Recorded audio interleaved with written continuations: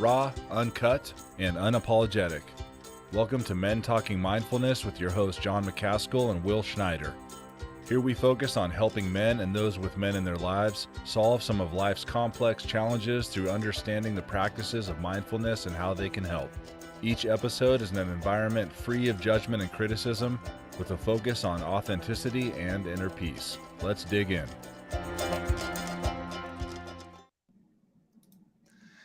We've all heard some version of the golden rule: do unto others as you would have them do unto you. But how many times are we more harsh with ourselves than we are with others? How rarely do we practice self-compassion? Now, several months ago, we had Dr. Jim Doty on the show. Jim is a neurosurgeon, philanthropist, entrepreneur, author, and founder of the Center for Compassion and Altruism Research and Education, CCARE, at Stanford.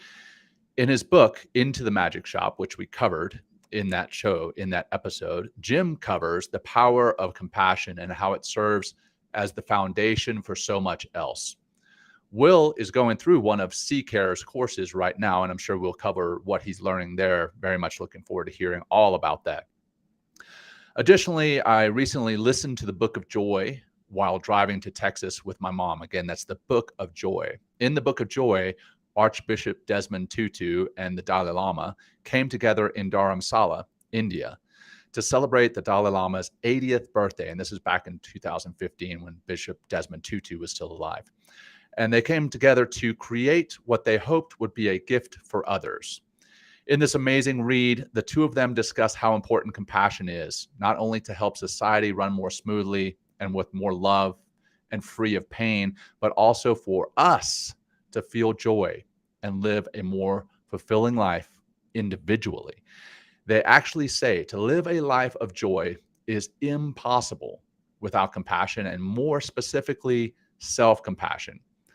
All right, welcome to Men Talking Mindfulness. I am John McCaskill. Each week, my co-host Will Schneider and I break down and demystify an aspect of mindfulness and make it meaningful to you. This week, we're covering self-compassion, and we're going to delve right into that here in a moment. But first, I'm going to turn it over to my brother from another mother, Will, for some announcements. Good to be back, John. Thank you. I'm really excited for this topic today, self-compassion. I'm actually taking their Cultivating the Heart course is the name of the course. I'm taking it with Stanford through CCARE. It's with Dr. Doty's foundation, who is actually funded by the Dalai Lama. So it's nice that you kind of made a little link there. Yeah. And bringing joy into the conversation as we begin to talk about compassion as well. So announcements. Join our YouTube. We're growing on our YouTube. We're going to be adding more during the break. We have a little break coming up in a few weeks. To just be with our families during the holidays. So if you want to join our YouTube, you can just simply on YouTube go to @Men Talking Mindfulness and find us, and you can go back and look at old snippets of episodes we've done. We have a bunch of the little mindfulness things that I've created back in the past, and we have meditations on there. So a lot of content out there if you just want to drop in for 4 or 5 minutes and get a little taste of the wisdom that comes from the show. So thanks for supporting us over there on YouTube. Save the date, everybody. We have a retreat coming on the East Coast, May 18th to the 21st here in upstate New York. We found a great space. We signed a contract last week. The money's delivered as we speak, is being delivered as we speak. So save the date. We're going to do another mindfulness adventure retreat in upstate New York on the East Coast, May 18th to the 21st. And it's going to be a really great time and a nice immersive experience and a gorgeous, very, very peaceful. I went up to this place, John. Very peaceful place to be, which will really help you. I know it's going to be fantastic. It's going to help you just to kind of detach from the technology, get deeper into yourself. It's on 400 acres and it's 7 miles of walking trails. It's really a magnificent space. As soon as I got out of the car, I was like, whoa, this is a different energy. So I'm excited to bring that to our participants and continually offer that to our audience. And it sounds like we'll probably fill it up. I'm sure we can take the space is limited, like 20, 25 people. We're also offering Wednesday night, 6:30 p.m. I call it the midweek refresh sesh on Inside Timer. It's free, it's virtual, it's live, 6:30 p.m. Wednesday. So if you want to drop in just for 30 minutes and do a little breath of meditation, just to kind of help you get back to yourself, maybe release some stress from the day or from the week, and begin to enhance your meditation practice. Even if you've never done a practice before, join me on Wednesdays. Would really be great.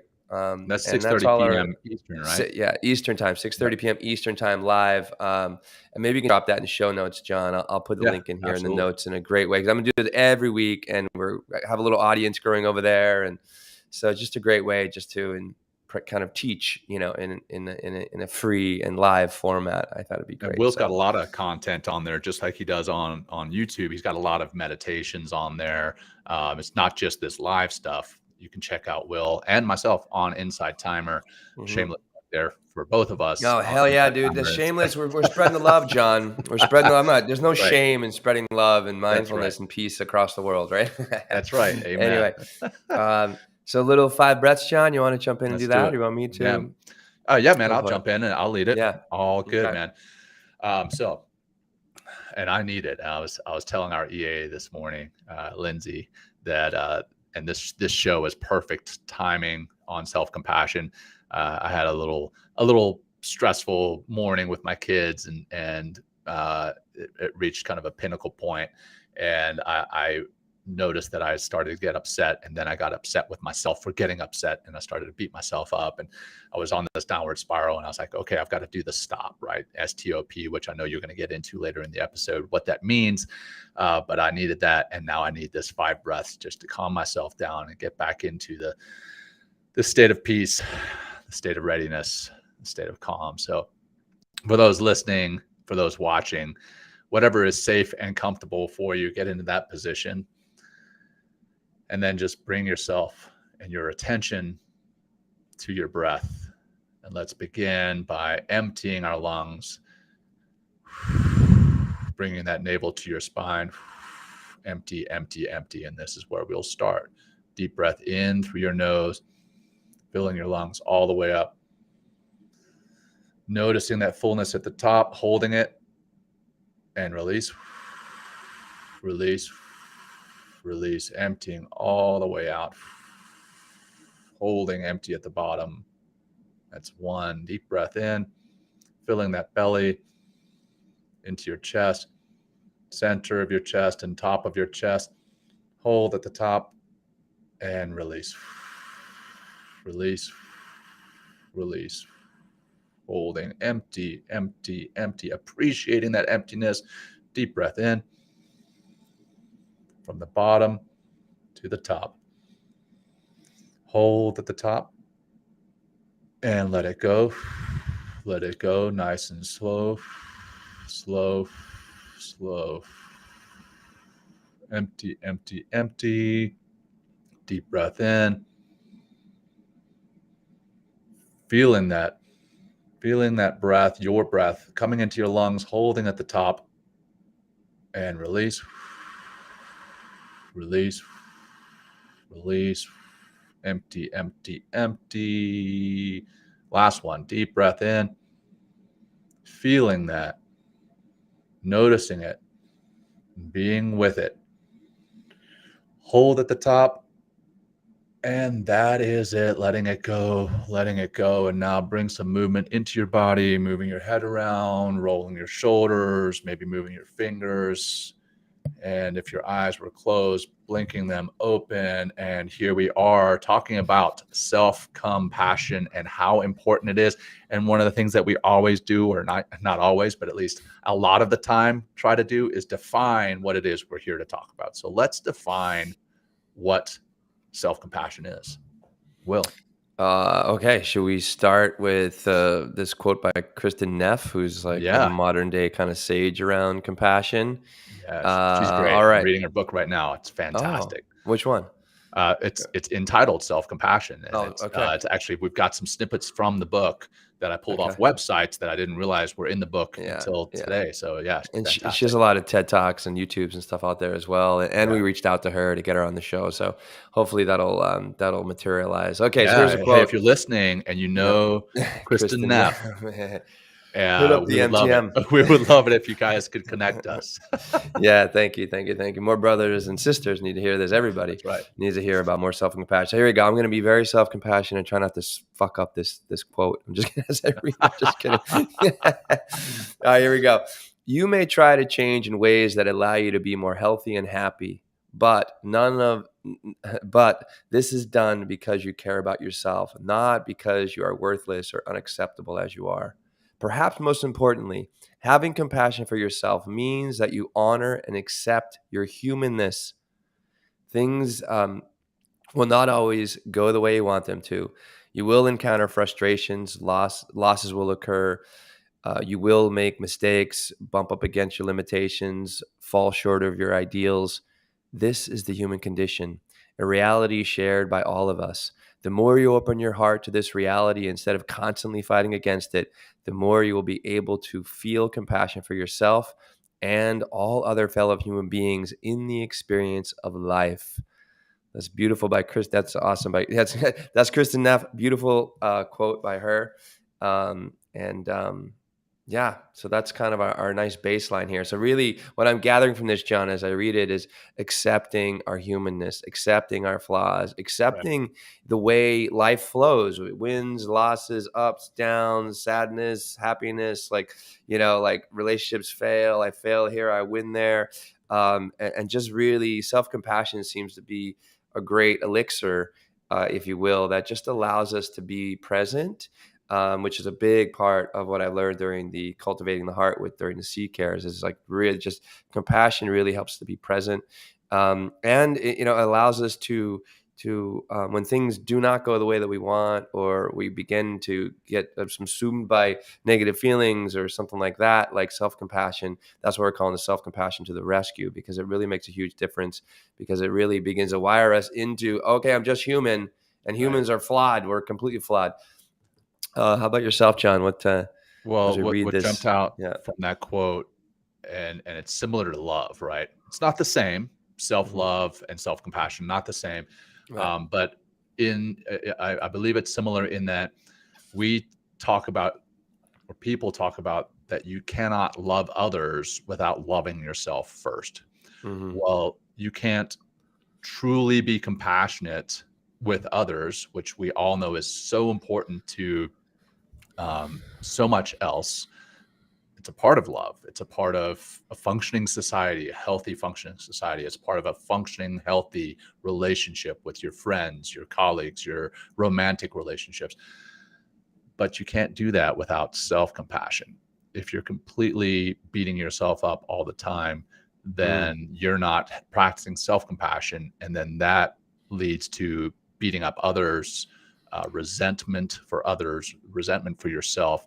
It's that self-compassion is what all the other compassion is built upon. Right. So that's I love that she finished it with, the more you will be able to feel compassion for yourself and all your fellow humans in the experience of life. That's awesome. Well, I like this also in our notes here. It's like self-compassion entails being warm and understanding towards ourselves when we suffer, fail, or feel inadequate, rather than ignoring our pain or flagellating ourselves with self-criticism, which, like, you experienced yesterday. I probably experienced it half the day, every day. I experienced it yesterday. For those of you who don't know, so we're recording this one off cycle. We're recording on a Tuesday. Normally we do this on a Friday. Mm-hmm. And the next few Fridays between Thanksgiving and some work and personal things, I'm not able to record. So I started to beat myself up because of my busy schedule. And then another wrench was thrown in the works at the last second. And I was texting Will. I'm like, hey, we need to adjust this. We need to adjust that. I'm so sorry. This sucks. I'm a terrible person, basically, is what I was feeling. I'm like, I'm a terrible colleague to Will because I'm constantly flexing and having to move things around, or ask him to flex with me as I move things around. And as I was doing that, Will replied, he was like, hey, man, it's all good. We're doing the best we can. And I realized that in those texts, Hmm. back that text conversation back and forth, I was doing this self-flagellation and Exactly. self-criticism. And I was like, I'm the worst.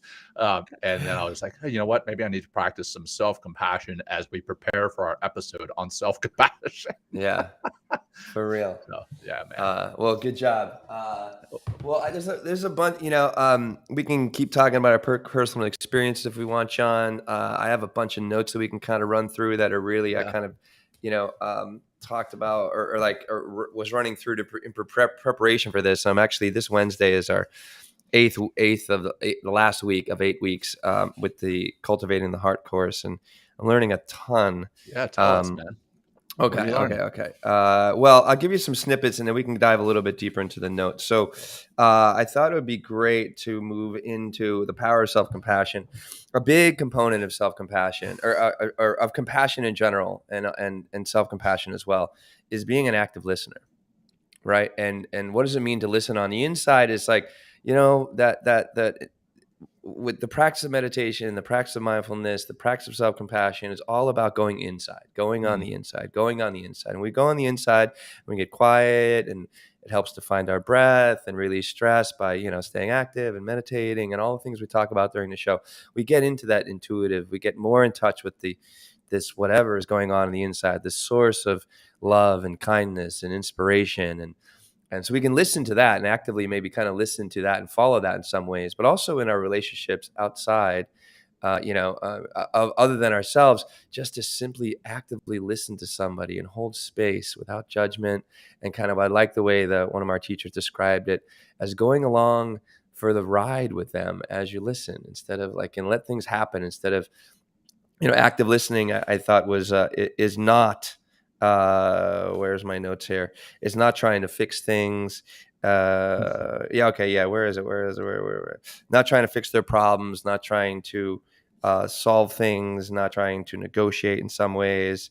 And just instead of trying to change anything from what they're saying, just simply actively listen is a very huge piece of compassion. And I also, what we're learning is dose dependent. The more mindful and present we become, the more, we become more present for other people. And, the more where we want to practice because of the feelings that come through of just being present with other people. What was that? Dose dependent? Dose dependent, right? Okay. Yeah. So I like that. Yeah, That's a good concept, that. right? So it's like the more you show up, the more you get quiet, the more you begin to continually practice more self-compassion, not that flagellating, criticism and kind of going hating on yourself. The more you're going to be able to be more compassionate for other people. And maybe that compassion just also can show up not just shutting your mouth and not even kind of commenting on a particular situation or not even trying to help and just I staying think on we your may have side of talked the fence. about this commercial before. It's an old commercial, and I forget what it's advertising, but it starts behind. It starts with a image from behind the couch, and there's a couple sitting on the couch, and the woman is talking to the man about the pressure that she's feeling and how uncomfortable things are, and the camera slowly pans, and it continues to pan, and he's just looking at her, and she once it gets to the front or where you can see her forehead, she has a nail in her forehead. Yeah. And he's like, well, if we just pull the nail out. And she's like, it's not about the nail. She's like, I just want you to listen to me. I don't want you to fix it. I just want you to listen. It's a joke, right? I mean, she obviously has this actual nail coming out of her forehead. And if you did pull that out, it would definitely help. But that's where we want to, when we try to practice quote unquote active listening, we're like, oh, well, active listening is wanting to fix something, right? Is wanting to help to fix their situation, when in actuality, it's just being with them. It's being with them, not doing something to them. Well, that's one thing that's really important distinction they make as well. Active compassion is being with somebody and not for them. Yeah. Okay. So being with them, meaning they talk about it like you're in a tennis court. You stay on your side of the court, right? Whereas yes, I mean, compassion, part of compassion is to the wanting to see others or to lessen their suffering or to see them to stop suffering. But there's a big difference when we get into that space of I'm with you or I'm for you. I'm here for you, which you lose your own agency in that point. You lose, like, you begin to cross over the fence, or over Mm. over the net or whatever. And then you become a part of their suffering. Mm. So it's like there's like a really interesting distinction here. They also talk about empathic distress, which I thought was like a really, versus empathic care. I don't know if we Wow. want to go Yeah, down man. Help that me rabbit help hole. me help me understand that, the Okay. empathic stress, empathic care. Yeah. Yeah. Okay. So I got a bunch of notes on that. So, and so empathic care is defined as characterized by tenderness, caring, openness, and warmth. Okay, leads to others related emotions, positive feelings. Leads to others related emotions, positive feelings, including love, good health, and connection. This is empathic care, right? An awareness of others' suffering and understanding their experience rather than feeling their pain. That's gonna shift over to empathic distress, which I'll talk about in a second. Okay. All right. So again, it's an awareness of others' suffering. Okay, so I could see, like, oh my God, like, Yeah. I feel so bad for that person, right?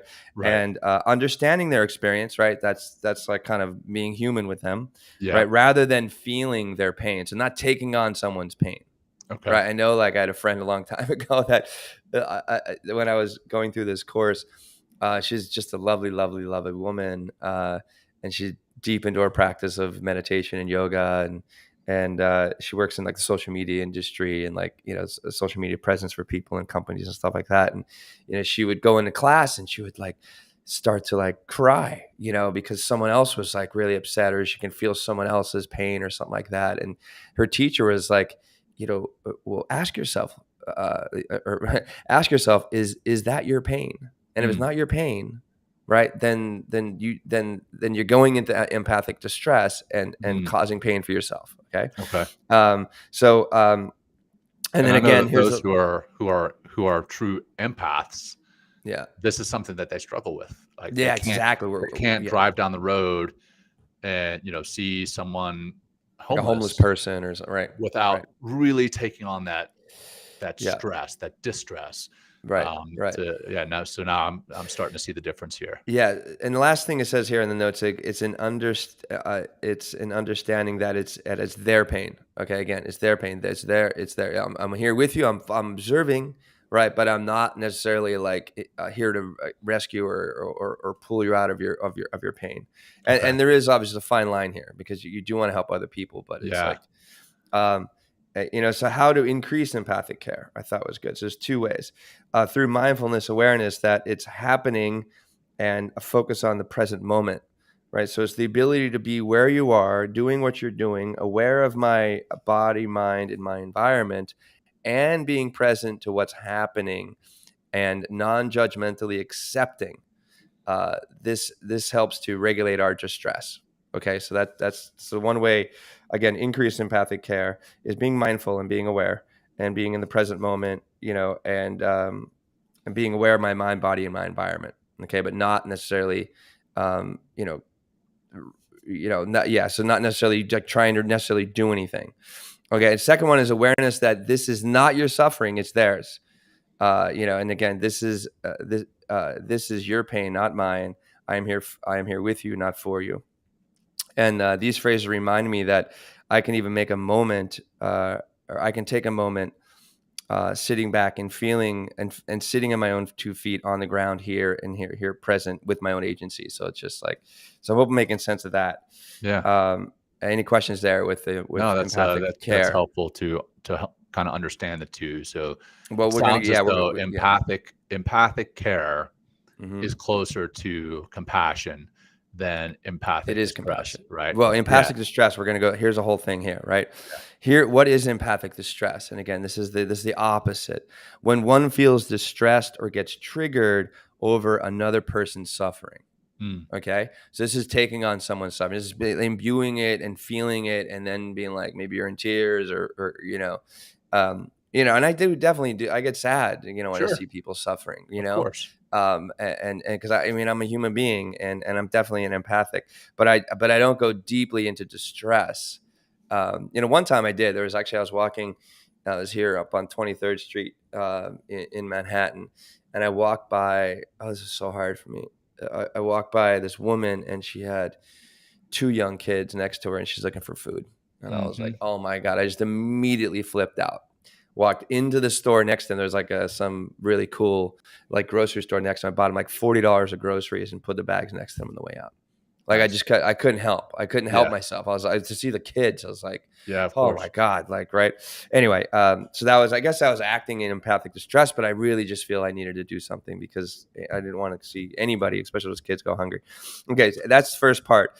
One feels distress and gets triggered by another person's suffering. It is discomfort, upset, and suffering in response to suffering. Okay, that's what empathic distress is. It is discomfort, upset, and suffering in response to suffering. Right? Empathic distress can be a form of your own trauma response to the suffering of others. I think this is a big This is a big one here because of something that happened in your past. You might identify yourself with the other person that's suffering, so therefore it relives your suffering, and then you get into empathic distress. Yeah. Okay. And it goes on a little bit further. We go into our own fight, flight, freeze in response to their suffering, right? So we begin to boom, we get really, that's what the whole triggering is.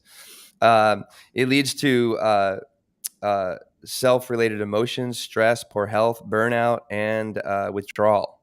So that's where empathic distress could boom, put you into a very negative space. Poor health, burnout, stress. Empathic distress comes from your own wounds and the ways we defend and protect against them. I thought that was interesting too. So again, that kind of comes back to what we said earlier, or we just mentioned about reliving your own trauma in some ways. Feels like an effort. Yeah, it feels like an effort and is very limited and always draining. That's another aspect of empathic distress. And may feel like your pain and suffering is you may feel like their pain and suffering is yours. So that's empathic distress versus empathic care. Right. So So how anything. do we I hope this is helpful. so the empathic Yeah. care is compassion, whereas empathic distress, it causes a lot of this negativity. Right. How does that tie to self-compassion? So the empathic Okay. care Right. and compassion are synonymous. So how does empathic care tie to self-care? And how do we practice that without That's a without delving into some form of like the flagellation, right, that we talked about. So right. we're Right. starting to feel this distress, and then we start to beat ourselves up about that. And something that I saw in our notes, which really like blew me away, was that beating yourself up. So this self-flagellation that we talked about, beating yourself up is a paradoxical form of self-centeredness. So right. you're beating yourself up, Yeah. thinking that by beating yourself up, you're going to actually, I don't know, make things better for those around you, makes things better for yourself. But what you're really doing is trying to make yourself, you're punishing yourself. Right. And you're thinking that by punishing yourself, you're going to ultimately feel better and be better. And it's Yeah. all tied to self-centeredness. It's wild. Which No, I it's had great. never I mean, thought but about. it's So yeah. true. Think about it. So Right. true. Yeah. Like, So true. So again, true. like this morning, right? My example with my kids, I started to get frustrated with them, and then I started to get upset at myself for being frustrated, and I started to beat myself up. Well, why was I beating myself up? I was beating myself up so that I would feel as though I had done something right, that I had There you done go. something to almost warrant some level of forgiveness. Okay, well, now I've beaten myself up, some level, to the level that, okay, now I've done this, now I can forgive myself, and now they can forgive me for being frustrated. And it was Right. all self-driven, Yeah. right. Exactly. So it's really interesting how that beating yourself up is that paradoxical form of self-centeredness. I love that you put that. Did you get that from CCARE? Yeah, I did. I get that. It's Yeah, wild, man. I was Love like, it. boom, that really hit me in the face. It's Yeah, like, for sure. big time. And what we're doing throughout the program in order to develop more self-care is, well, the distinction that, and we talked about this with my buddy Dan St. Pierre on the show, and we did that episode on heartfulness, and Yeah. we kept seeing more of this theme as we went in deeper into this season is like the mind and the heart, the difference between the mind and the heart. The mind divides, discerns, dissects, like, and needs to, like, everything has have its place. A microphone, plant back there, right? Chair, wall, coffee cup, right? Because that we need to. This is important in order to be in this world of this material world. But how we are as human beings are from living from the heart, and the heart is this unifying energy. Right? It's not separating energy, it's unifying energy. And the way that we begin to develop more self-compassion is to get out of the mind, right? And everything's got to be divided, right? And this is how we get into that egoic way of thinking, it's all about me, all about me, all about me. And that's just all from the mind, but we get deeper into the heart through these practices. We're doing a lot of loving kindness meditations. You mentioned, James, this all, based on a lot of the foundation of this is based on, the basis of the magic shop, into the magic shop with Dodie. And first is to relax the body, get away from the stress. That was the first week. And then we opened up into active listening. And then we went deeper into the compassion and self-compassion. And the work we're working with these last, week 6 and 7 is getting into understanding empathic distress and understanding, empathic care. But we had to first begin to relax the body. And it's just literally taking time, dose dependent, right? If you're going to get deeper into the heart and begin to understand and begin to attune to the frequency and the love that's already in the heart, is already there, John, it takes practice. It's going to take a lot of practice. And where you start developing compassion is that self-compassion. And it's like, again, you had a great example of it, of you stopping yourself from beating yourself up and then stop, right? We talked about stop. Perfect. That's what I was about to ask. Right. Yep. So stop, I had a little IG post on this, and it's STOP. It, in this case, it stands for, and maybe we should actually, I had a cousin of mine, he goes, does stop really stand for stop, S, right? Take a breath, observe, and proceed, right?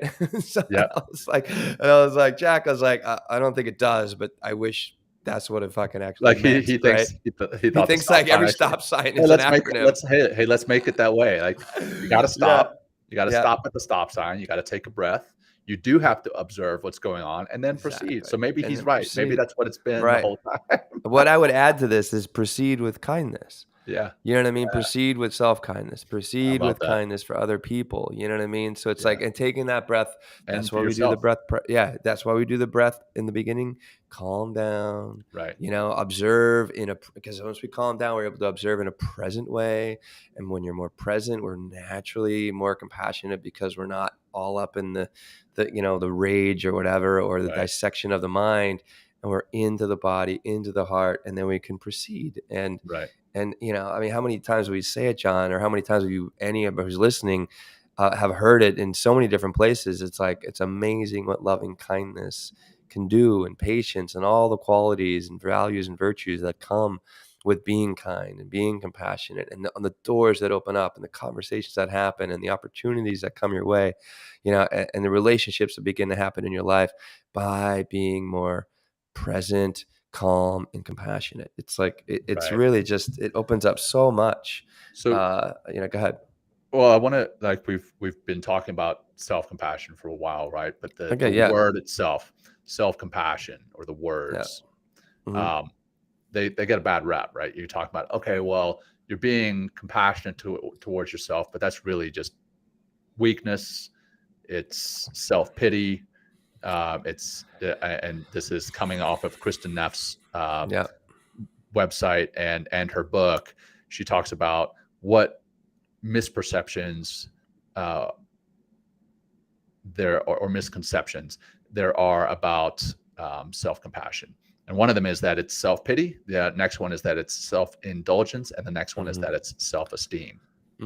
And she says, self-compassion is not self-pity. When individuals feel self-pity, they become immersed in their own problems and forget that others have similar problems. That's the thing. I know I get wrapped up in that. Yeah, that's the egoic mind. Man. I get, oh man, I'm the only one with problems. Everyone else has this perfect life. Will's over there living a perfect life. Lindsay, any other people with kids. they've Right. got it all figured out. Meanwhile, I'm over here in this freaking chaos cesspool. There you It's go. not, yeah, it's A not. great way to describe your life, John. I'm just kidding. Hey, it's the human experience, right? It is Right, chaotic, right. and it's lovely. It's messy, but it's we have to love that mess and that chaos. But she goes on further. They ignore their interconnections with others and instead feel that they are the only ones in the world who are suffering. Self-pity tends to emphasize egocentric feelings of separation from others and exaggerate the extent of personal suffering. So self-compassion is not that. Self-compassion is not self-indulgence. Remember that being compassionate to oneself means that you want to be happy and healthy in the long term. In many cases, just giving oneself pleasure may harm well-being, such as taking drugs, overeating, being a couch potato, while giving yourself health and lasting happiness often involves a certain amount of displeasure, such as quitting smoking, losing weight, exercising. So self-compassion does not equal self-indulgence. And then finally, she says self-compassion is not self-esteem. Although self-compassion may seem similar, they are different. Self-esteem refers to our sense of self-worth, perceived value, or how much we like ourselves. While there is little doubt that low self-esteem is problematic and often leads to depression and lack of motivation, trying to have a higher self-esteem can also be problematic. Like if you got a low self-esteem and someone comes up and they're like, hey, you need to work on your self-esteem. That just doesn't work, right? So in modern Western culture, self-esteem is often based on how much we are different from others, how special we are, how much This we is the stand mind again. out. It's right. Yeah. It's that ego, right? Yeah, separating Egocentric. energy. Yes. Hey, we are here. Everybody else is there. They are the others. Yeah. And it is not okay in this self-esteem world. It is not okay to be average. We feel that we have to be above average in everything. And she makes this great point in the book, not so much in these notes, that there have to be some people that are below average. There have to be some people that are average, and there have to be some people that are above average, but you're not going to be above average in everything. And not everybody can be above average in everything all the time. So we have to realize that that's often the self-esteem and that self-absorbed kind of way of thinking. So self-defeating, it sounds like, because you're never going to be on top, and you're always, it's like a constant competitive attitude, nature, energy, the way of connecting to the world. It's just like, I got to win, crush. And what does it take to win? And what are the words that we kind of typically hear? It's like, I'll crush the competition, going to beat them up. I'm like, I'll pulverize them, it's just like, and it's honestly, what are you doing? That's the way that you're on the inside. That's what's going on for you. You know what I mean? I need to crush this, you're do comparing this, or yourself. You're comparing yeah. yourself to what you should be, or what you did yesterday, or what you did yesterday, right. or what you have been in the past, and it's this constant comparing.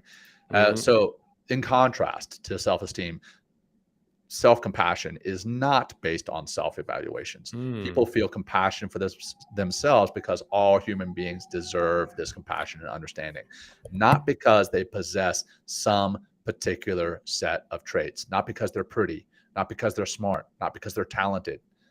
They deserve this self-compassion, and then you deserve this self-compassion.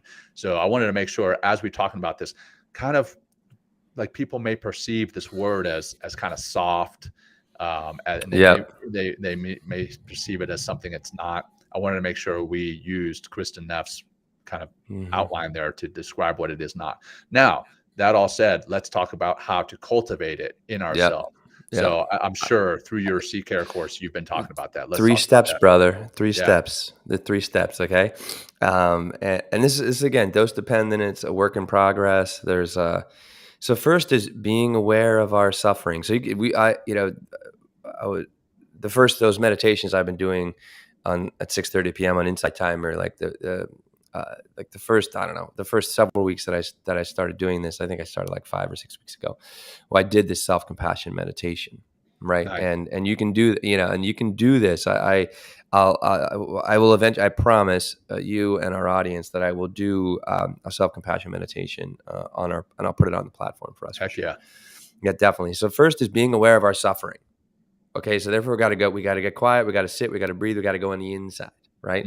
We need to also, what's interesting about suffering is we have to be aware of, know that we're suffering. We need to develop eventually this like emotional vocabulary for what our suffering is, because the more specific we are, the more we can identify it, the more we can bring our own compassion and begin to heal it. So acknowledging our suffering, which is an illness or a disappointment, and then at the physical levels, not just mentally, right? At the somatically, right? So we should bring Jay Fields back on and talk about the somatic body, right?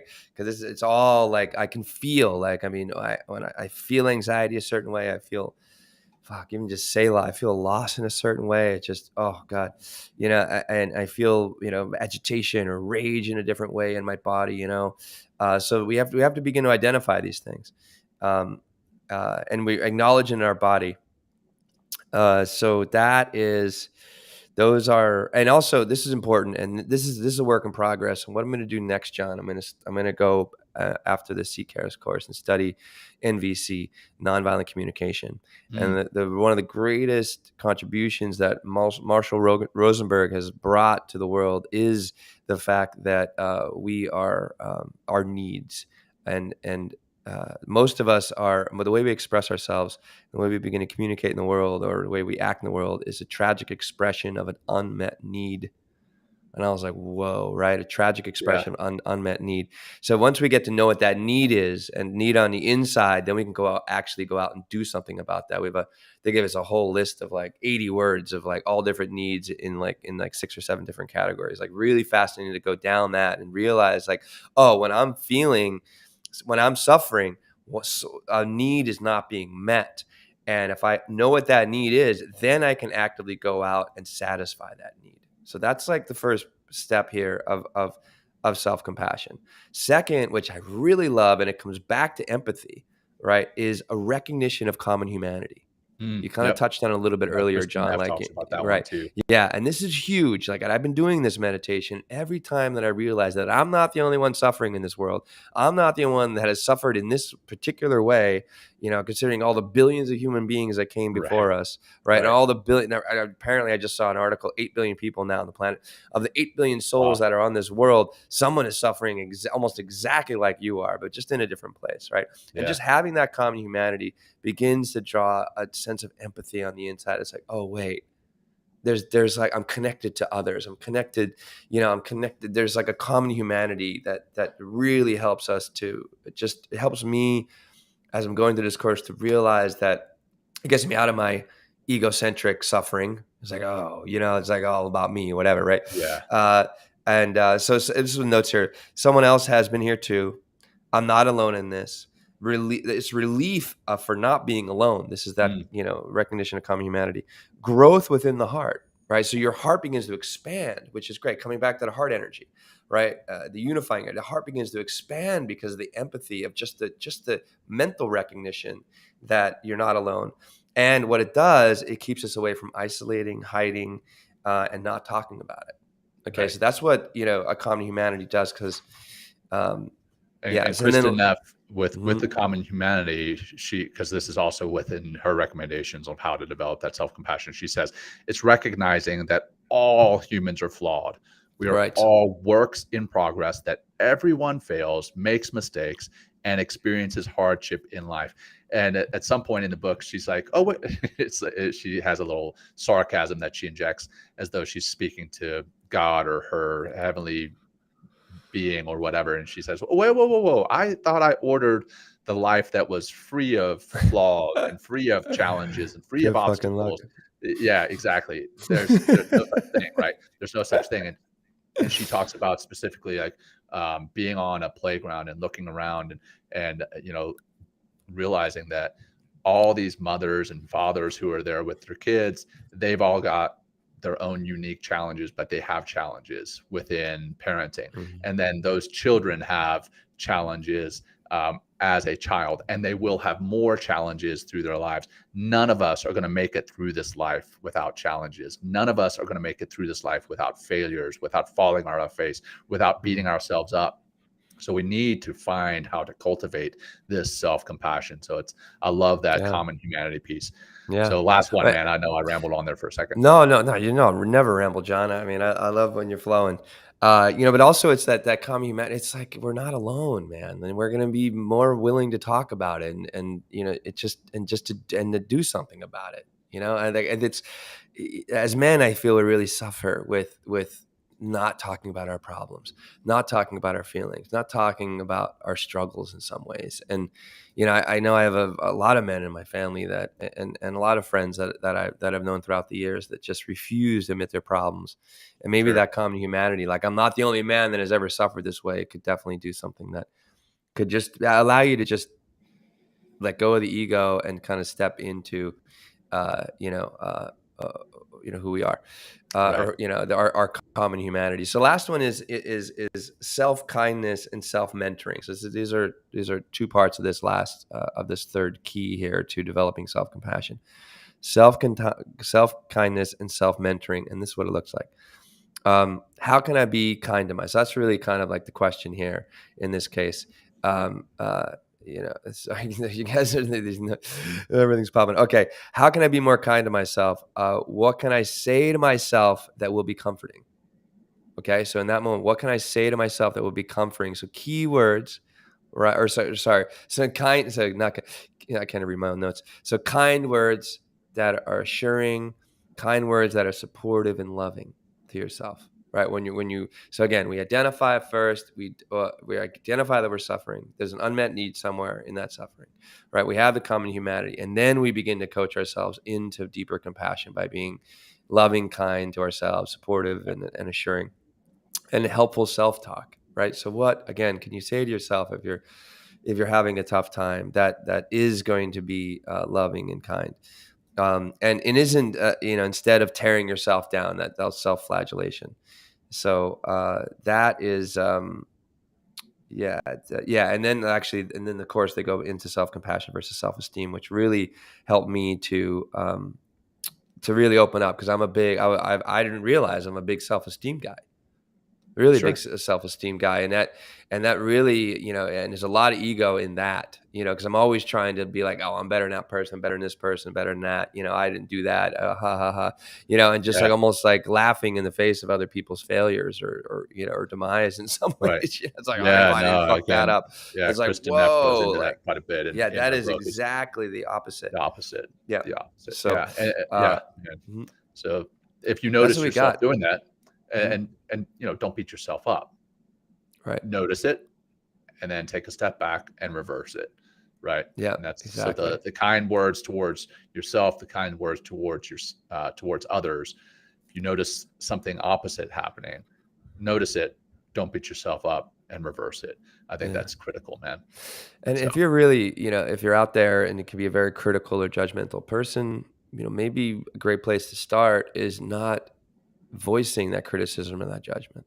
yeah, You know what I mean? Like, keep it on the inside to start, or maybe, it would be helpful, John, to understand where you kind of are. And then they give there's actually a compassion survey. Maybe Kristen Neff has it on her website. I'm sure she does. she does. That you can She just does. actually, it's like 26 questions or something like that. You can see where you Yeah. are in the Here's compassion you. Yep. scale based on like 4 or 5 different types or aspects of your life, whether it's a relationship, it's yourself, the world, the environment, and stuff like that.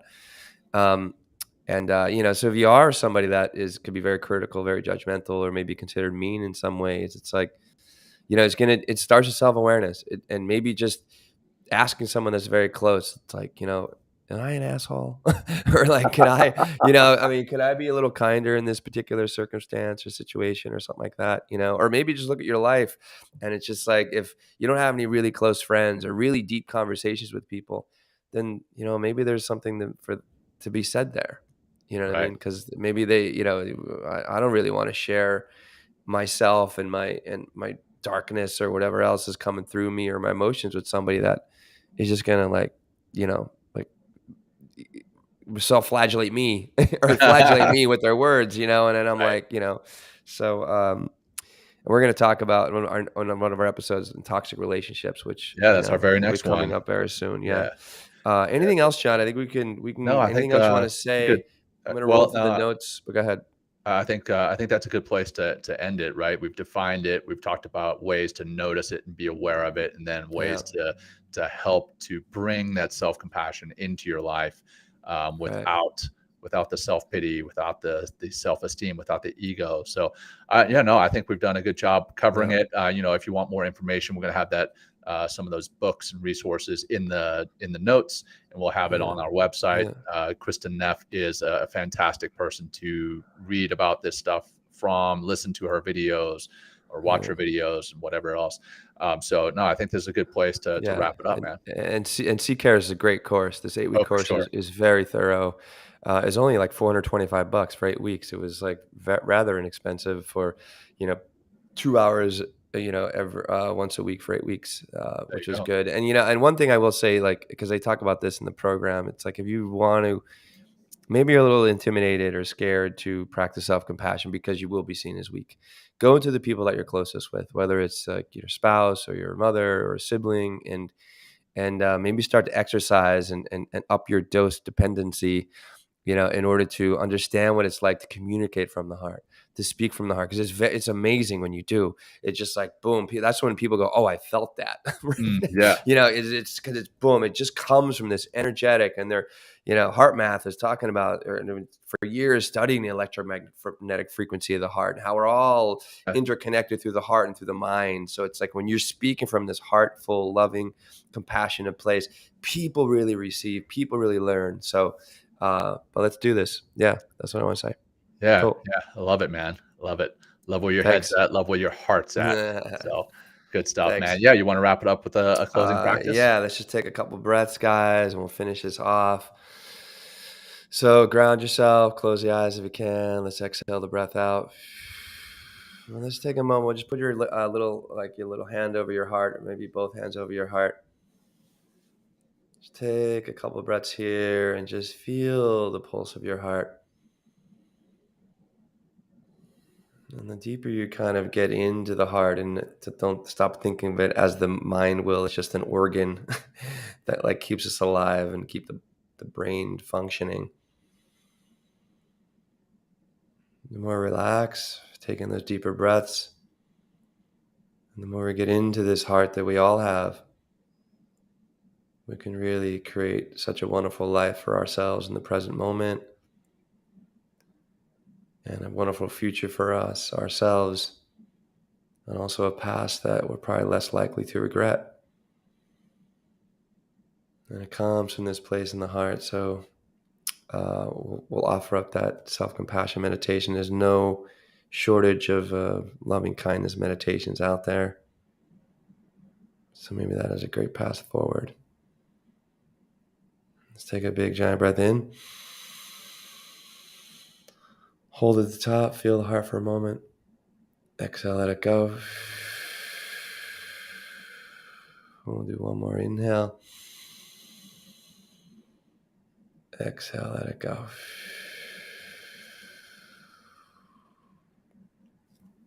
Awesome. Open the eyes when you're ready. That's great, John. Right on, brother. Yeah. Well, yeah. Thank you. Thank you for helping me to learn how to be more self-compassionate. And for our listeners, our audience, hopefully this has been helpful to you. Thank you for joining us today. We sincerely appreciate you, and you're tuning in. If you feel that this is something that has been important to you, or you may be able to share with others, please do so. Share it with your friends, your family, your colleagues, whoever you think could benefit. And then please give us a review and subscribe to the podcast, and check us out on YouTube. And until next time, it's been wonderful being with you. Until next time, peace. Peace, everybody. Thank you for joining us today. We hope you walk away with some new tools and insights to guide you on your life journey.